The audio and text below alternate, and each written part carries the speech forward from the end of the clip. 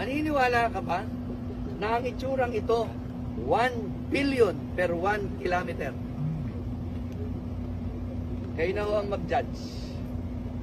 1 billion per 1 kilometer.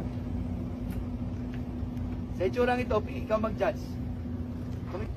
At saka ito, tingnan nyo naman, oh. Mortar yung mortar niya. Wala. Ito halwa to. Ang materyales galing dito. Ang bato galing dito.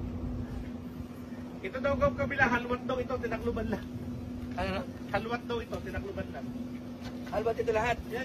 Kaya may taklob, kaya may tambak. Halwat ito. Oo. Pwede natin silipin. Pwede natin ito silipin. Mahukay natin, ayun naman ko. Kanino ba ko yun? Kanila? Kanina. Ay, ayoko. At tayo, magkalkala na konti. Naman. Pala ka na konti. Ito ang 1 billion per 1 kilometer.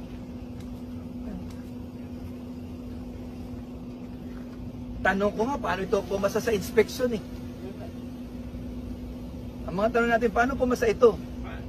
Sa inspection, sa technical inspection, paano pumasa sa COA? Ano pong ginagawa ng UAU? Anong ginagawa? Di ba may quality control?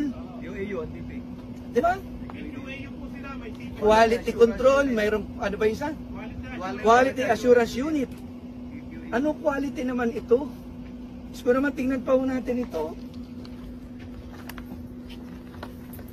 Nakakalungkot. Pwede ba paninda sa Batangas yan doon? Hanapin yan eh. Aray ko. Hanapin sa Batangas yan. At ito ay walang bakal. At ito ay walang ilog. Imagine mo kung dito sumasampa ang tubig. Tsaka kung mapapansin niyo po yung layer nung, yung thickness niya, isang layer. Isang layer lang. Considering na yan po yung rubble concrete, dapat yan at least makapat. May certain thickness. Obvious naman eh.